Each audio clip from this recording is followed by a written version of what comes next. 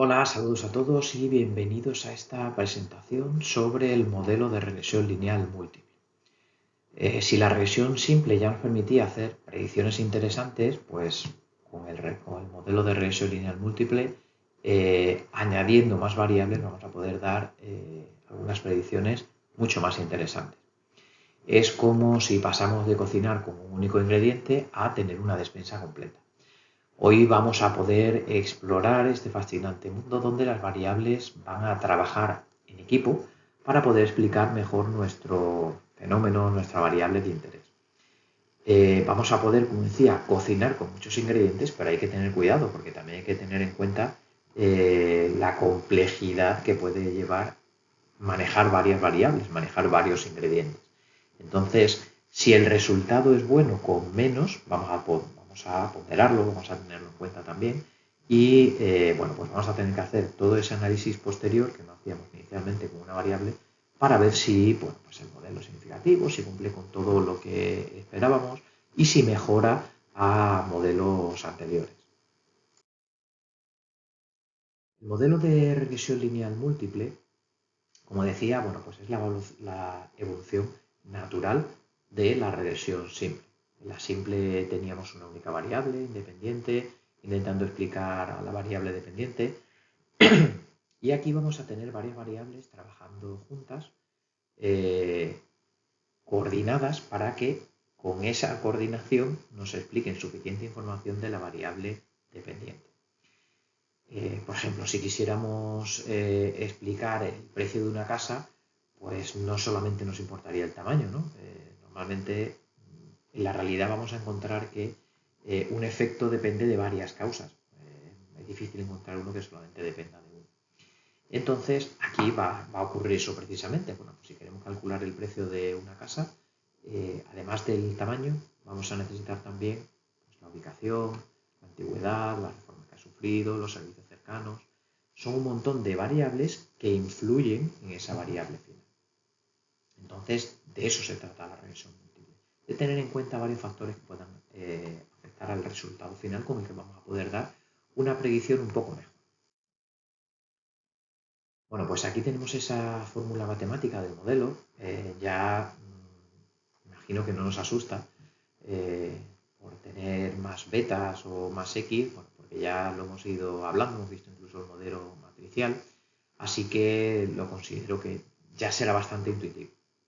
Vamos a tener la variable y, que es la que queremos explicar, y ahora en lugar de una única X vamos a tener X1, X2, X3 hasta XK y vamos a tener también un beta asociado, beta 1, beta 2 hasta beta K. Este beta nos va a decir cuánto cambia la y cuando esa variable x asociado al beta específicamente cambia en una unidad, manteniendo todas las demás constantes. Esto es como si pudiéramos aislar el efecto de cada variable, que es algo realmente interesante y poderoso. Bueno, finalmente el término de error sigue ahí porque bueno, pues nunca vamos a poder especificar todo lo que influye para poder calcular esa variable. Como decía, pues, si no estaríamos manejando un modelo determinista. Si pudiéramos conocer todas las variables como una reacción química en la que añadimos esto y nos sale esto exactamente. Normalmente en los problemas que vamos a analizar no va a ocurrir eso y por eso tenemos esa U ahí que nos dice que hay algo que desconocemos del modelo y que lo vamos a incluir. Esta tabla nos muestra las principales diferencias entre los modelos de regresión simple y regresión múltiple. Es como si comparamos pues, una bicicleta con un coche. Con los dos vamos a poder viajar, vamos a poder llegar hasta un punto, desde el punto A hasta el punto B, pero pues uno va a tener más componentes, más capacidades, más ventajas, más información. Entonces en el múltiple vamos a tener más variables, más parámetros que estimar, pero también vamos a tener más complejidad. Entonces vamos a tener que sopesar ese trade-off, ese intercambio en el que tenemos que tener en cuenta si es mejor hacer un modelo más complejo para obtener un mejor resultado o si el resultado vamos a tener mejor a poco, nos vamos a quedar siempre con uno más sencillo. El proceso de estimación sigue siendo el que ya conocemos, nuestro querido método de mínimos cuadrados ordinarios, pero ahora pues en una versión más avanzada, más premium. Es como actualizar ese modelo que teníamos inicialmente, pero ahora vamos a considerar múltiples dimensiones. Entonces, matemáticamente esto es más complejo, pero a nivel conceptual lo podemos entender muy parecido. Buscábamos inicialmente la mejor línea, ahora el mejor plano, el mejor hiperplano, que pase lo más cerca posible de todos nuestros puntos, el que mejor se ajusta para que los errores, las distancias desde cada uno de esos puntos hasta la recta, hasta el plano o el hiperplano que calculemos, bueno, pues que esa distancia sea la mínima posible, que la suma de cuadrados de esa distancia sea la mínima posible. Y con eso vamos a obtener estos resultados, ¿no? Calculando, tenemos aquí ya la ecuación para la estimación de la beta. Y bueno, pues simplemente teniendo en cuenta los valores de las x está expuesta, la y, y demás, vamos a poder sustituir y ahí vamos a poder calcular el valor de cada uno de los parámetros de interés del modelo.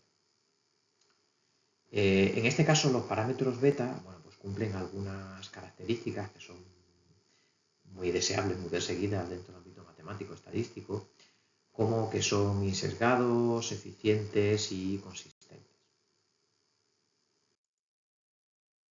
La interpretación de los coeficientes es donde el modelo de regresión múltiple se pone interesante. Cada beta nos dice, si cambio una única variable en una unidad y además mantengo el resto constante, ¿en cuánto va a cambiar la variable dependiente? Es como si pudiéramos hacer experimentos controlados en un laboratorio virtual y dijéramos, importante, la frase, manteniendo todo lo demás constante, que esta es clave, bueno, es decir, aislamos el efecto, cuánto va a cambiar la variable y si modifico una unidad, esa variable x que estoy analizando, por lo cual el parámetro beta asociado. Por ejemplo, si tenemos un modelo que explica el salario en función de años de educación, años de experiencia, bueno, podríamos añadir muchas más, ¿no? Vamos a hacerlo simplificado con estas dos.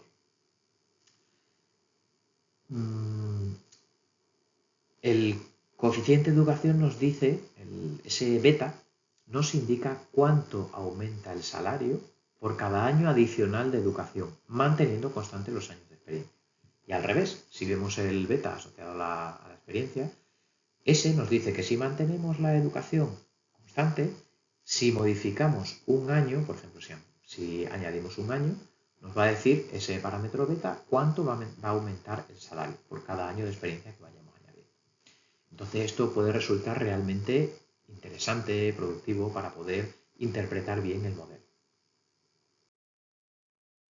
Es decir, si queremos predecir y en función de x1, x2, aquí he puesto hasta x3, aunque en el módulo anterior tenía 2 con ese ejemplo del salario, si tenemos tres variables y tres parámetros beta, esos parámetros beta nos dan el efecto parcial de cada variable asociada sobre el valor que toma. Esto es muy importante, tanto es así que no nos conformaremos con calcular solamente el valor de esos parámetros, sino que además, pues igual que hemos hecho anteriormente, en regresión simple haremos contrastes de hipótesis para ver si realmente esos parámetros beta son tan diferentes de cero o no lo son, teniendo así conclusiones sobre si una variable independiente, pues por ejemplo, si hacemos el contraste sobre beta 3 y nos sale que no es significativamente diferente de cero, que puede tomar el valor cero, lo que nos está diciendo ahí es que esa variable asociada, aunque aumente una unidad, disminuye una unidad, como esto puede ser cero, no va a influir en la variable y de resultado. Ahora, bueno, pues nos ponemos manos a la obra con un ejemplo práctico. Aquí he añadido con el salario la educación y la experiencia y también otra variable dummy, ya que hablaremos de variables dummy posteriormente en otra presentación. Bueno, pues he añadido esas tres. Formación simplemente sería una variable 0,1 en la que indica si tiene la formación específica requerida para el puesto concreto o si no la tiene. Bueno, pues como buenos analistas siempre empezamos haciendo los estadísticos descriptivos o ese análisis descriptivo de los datos. Es pues hacer el reconocimiento inicial antes de iniciar la construcción de nuestro modelo. Necesitamos conocer las variables, así que hemos calculado aquí las medias, las desviaciones estándar, valores mínimos, máximos. Esto nos da un poquito la dispersión que tienen los datos y también esa medida de centralización como puede ser la media.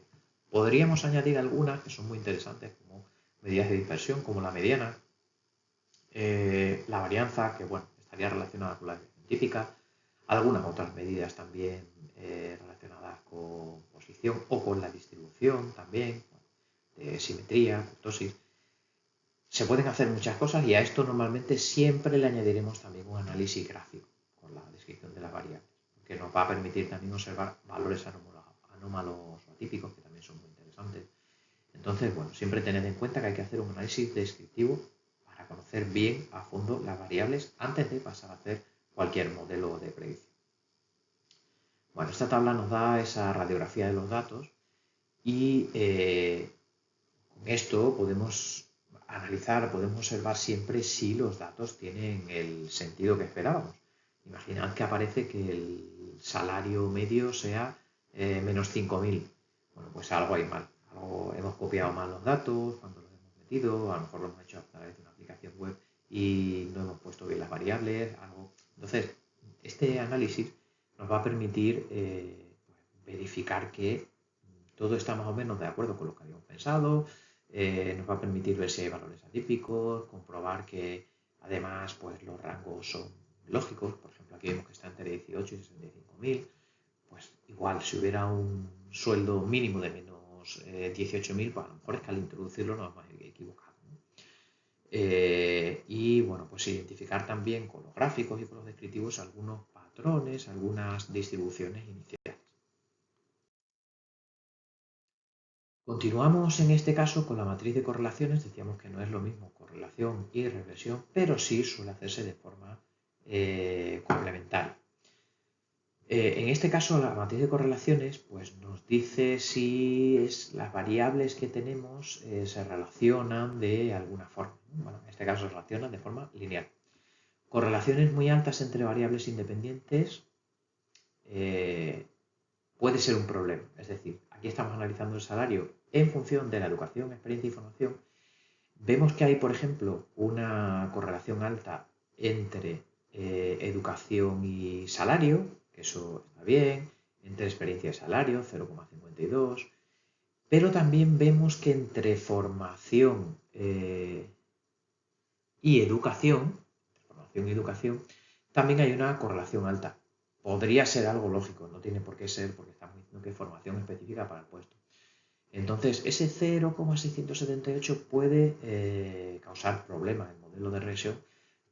Bueno, un problema tampoco es tan grave, un problema que lo que tengamos que hacer es eliminar algunas de esas dos variables, porque lo que nos está diciendo es que como están correlacionadas, puede que aporten información parecida al modelo. Y entonces sea esa información redundante y pues estamos haciendo un modelo más complicado sin aportar información.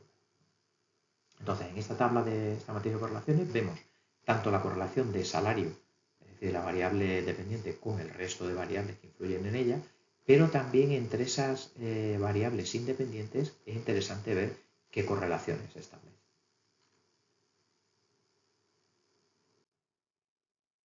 Llegamos ya a la parte donde sucede la magia, donde se hace todo el cálculo del modelo.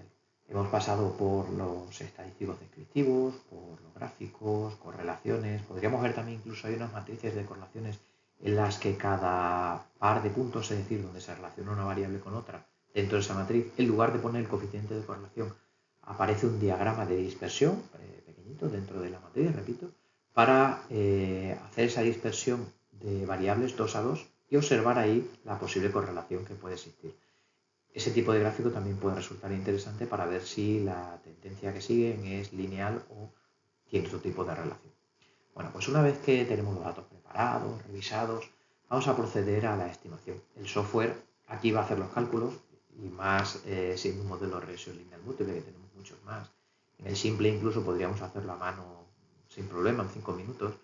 En el múltiple, bueno, pues tenemos que hacer muchos más cálculos con matrices y siempre normalmente vamos a utilizar cualquier software para calcularlo, que siempre es bueno pues entender qué está pasando, qué es lo que estamos calculando y también comprender bien la interpretación de cada uno de los parámetros que calculamos. Y aquí tenemos por fin nuestros resultados. Bueno, seguimos con el modelo en el que calculamos el salario en base a la educación, experiencia y formación específica. Y en esta tabla nos resume el software los datos principales de nuestro modelo. Tenemos los coeficientes estimados, la primera columna. Bueno, ahí tenemos esa constante que sería el valor alfa, beta 0, como lo queramos llamar. A, el modelo de regresión simple también, toma distintas letras para incluirlo en el modelo. Tenemos el parámetro del coeficiente asociado a educación, experiencia, formación, ahí vemos el cálculo de cada uno de ellos. También tenemos el error estándar de la estimación, el valor del estadístico t, decimos que tenemos que hacer un contraste de hipótesis para cada uno de los parámetros del modelo. Bueno, pues ahí tenemos ese valor del estadístico t, que es el estadístico de contraste que se llama. Si solamente queremos fijarnos en una cosa, sería en el valor p, ese p valor que nos dice si rechazamos o no que el estadístico pueda tomar un valor igual a 0. Entonces, con todo esto, tenemos ya al final, lo último, una columna con asteriscos. Cada asterisco junto a esos coeficientes es como si le pusiéramos una medalla a ese coeficiente. Lo que estamos diciendo es que cuando tiene esos asteriscos es que es estadísticamente significativo, que el contraste es significativo.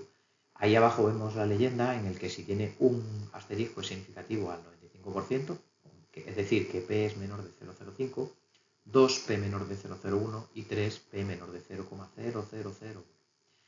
Bueno, en este caso todos tienen 3 asteriscos, son significativos a nivel P 0,000 con 2 ceros y el 1 después. Entonces, bueno, pues para lo más avanzado que conocéis esto de los contrastes, sabéis que esto lo que quiere decir es que rechazamos la hipótesis nula de que el parámetro sea 0.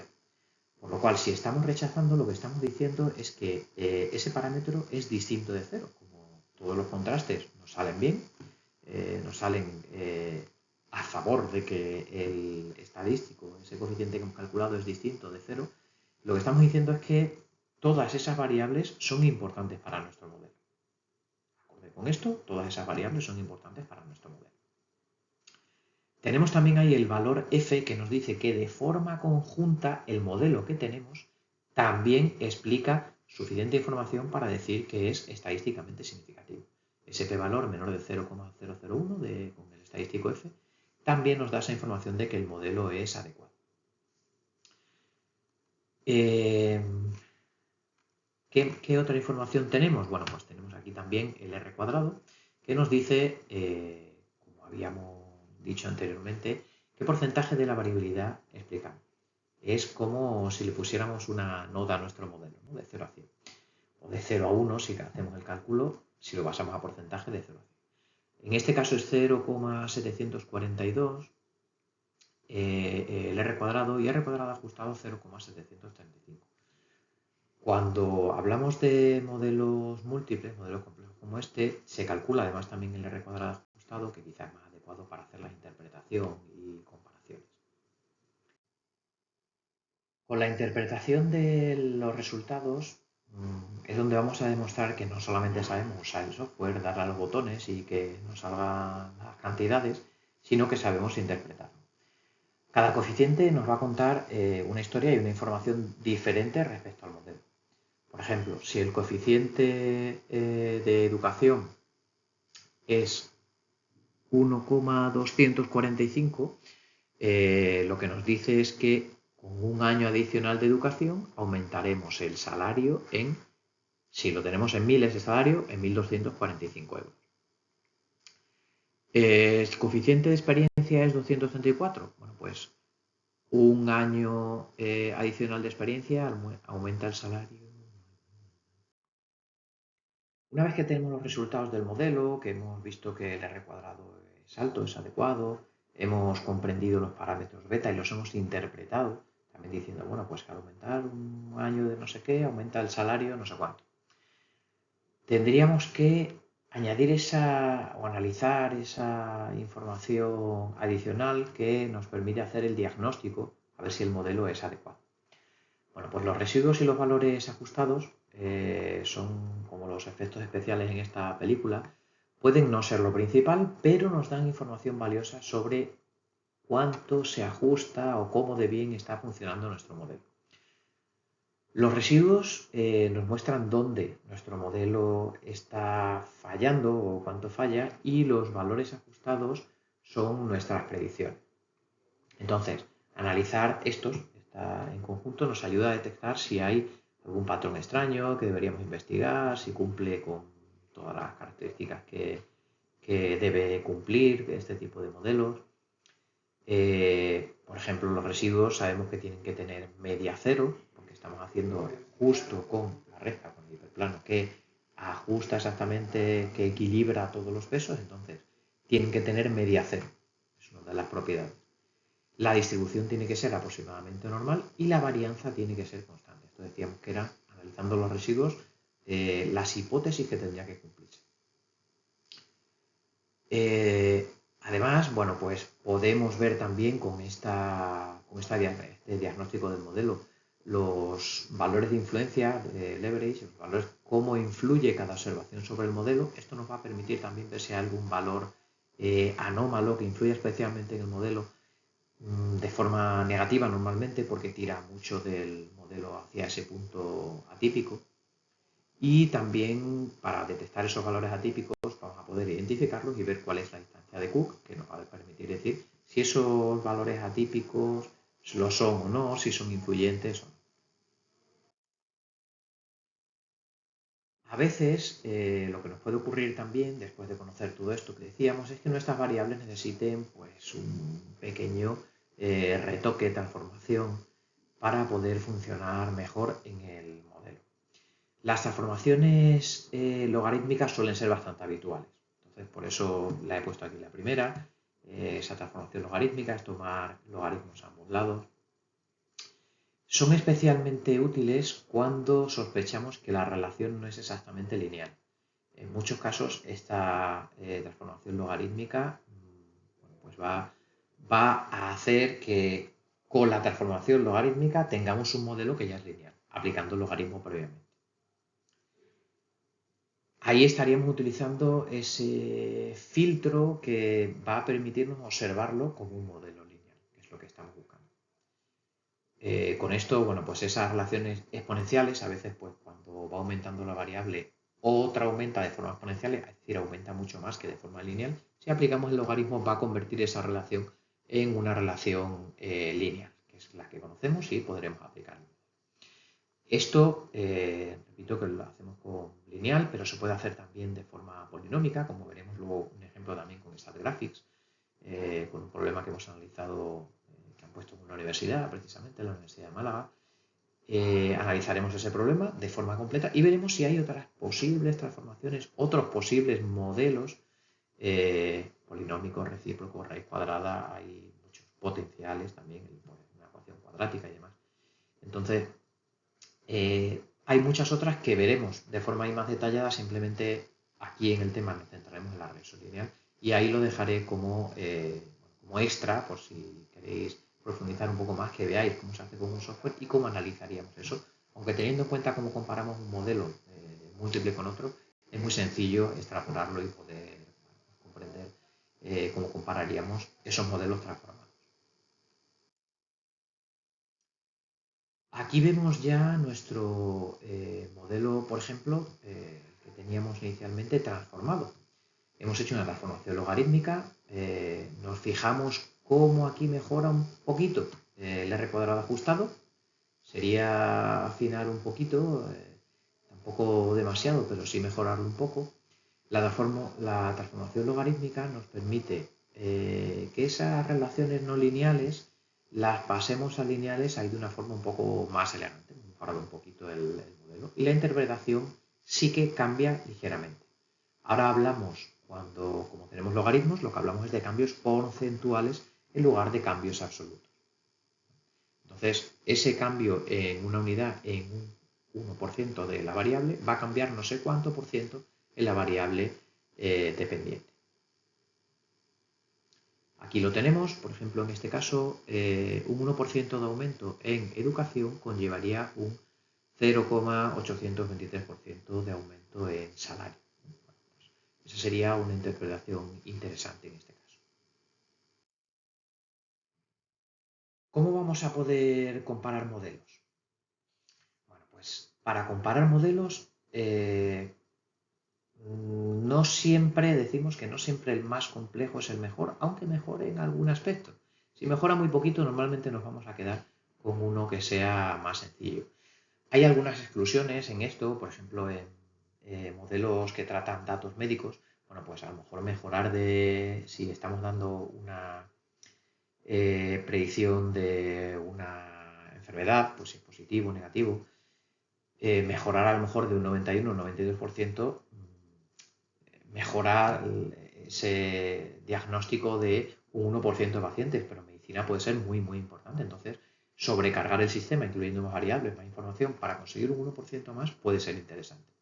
Pero de forma general, normalmente no vamos a buscar afinar tanto de ir a mejorar un 0,5%, un 1%, un 2%.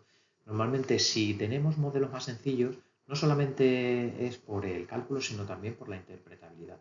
Si tenemos un modelo con 25 variables independientes, a la hora de explicarlo, cuando tengamos que comprenderlo, va a ser más difícil que si tenemos uno con 3 y que explica un 0,7% menos del modelo. ¿Vale?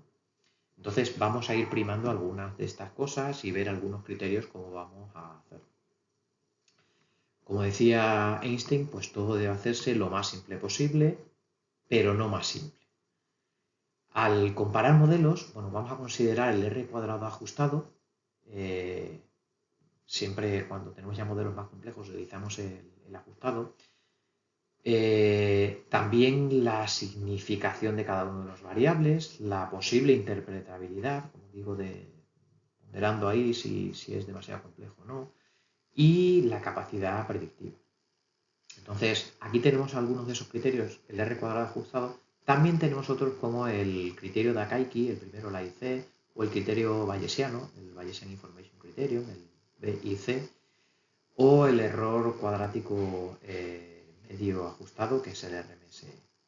¿Vale? Todos estos, cuando los calculamos para dos modelos, si tenemos un valor menor, va a ser mejor ese modelo. En el R cuadrado ajustado buscamos maximizarlo, en el resto buscamos minimizar. Bueno, sí que vemos ahí, por ejemplo, que con el modelo, haciendo el ajuste logarítmico, tenemos mejor R cuadrado ajustado y más bajos esos valores del criterio de Akaiki, el bayesiano, y el error cuadrático medio. La interpretabilidad, bueno, pues siempre en un modelo lineal va a ser más sencillo a lo mejor. En un modelo logístico ya nos vamos a los porcentajes, tenemos que dar otro tipo de interpretaciones, por eso ponemos ahí interpretabilidad media. Pero sí que en este caso quizá nos quedaríamos con el modelo logístico porque no implica mucho con las mismas variables. Mejoramos un poquito el porcentaje de explicabilidad y bueno, pues la explicación al final, la interpretación que podemos dar también es bastante interesante. El coeficiente de determinación, decimos, bueno, pues R cuadrado ajustado es como el R cuadrado regular, pero con algunos ajustes para penalizar que estamos añadiendo más variables al modelo que pueden aportar o no. Entonces, bueno, pues siempre vamos a preferir el R cuadrado ajustado al comparar modelos con diferentes números de variables, porque ahí estamos ya incluyendo esa diferencia, estamos penalizando el que vayan teniendo cada vez más variables. Entonces, bueno, pues, también va a ser especialmente interesante. Para seleccionar el modelo, bueno, pues ya hemos dicho cómo lo haríamos en estas últimas diapositivas. Para seleccionar el modelo vamos a tener varios criterios. El R cuadrado corregido, en este caso, ajustado. Vamos a tener en cuenta la significación estadística de los contrastes, la parsimonia, que es también ese equilibrio entre complejidad y explicabilidad y sencillez, la capacidad predictiva, la interpretabilidad, como decíamos. Todos estos son factores importantes y, bueno, pues tenemos que pensar siempre que no hay un modelo que sea perfecto. Entonces, bueno, pues vamos a ir eligiendo el que entendamos que nos sirve mejor para la práctica. Y dependiendo del problema, como decía antes, pues un problema médico va a tener objetivos muy distintos a un problema de sociológico, a lo mejor, ¿no? Que nos permite eh, reducir ese porcentaje de acierto, de explicabilidad, simplemente por entender mejor el resultado del problema. Bueno, pues todo eso vamos a tenerlo en cuenta y no va a haber una solución única, sino que cada uno, dependiendo de las características de lo que quiera abordar, va a elegir una cosa u otra. Entonces vamos a tener en cuenta la parte estadística, a lo mejor la parte teórica y la parte práctica de interpretar, de simplificar y la capacidad predictiva que necesiten. Bueno, pues ya con todo el conocimiento que tenemos sobre el modelo de regresión lineal múltiple, para concluir vamos a recordar algunos de los puntos claves de esta aventura. Hemos aprendido que más variables pueden darnos mejor explicación, pero también al hacer el modelo de regresión múltiple vamos a necesitar, vamos a tener en cuenta más aspectos, vamos a tener que cuidar un poco más ese análisis.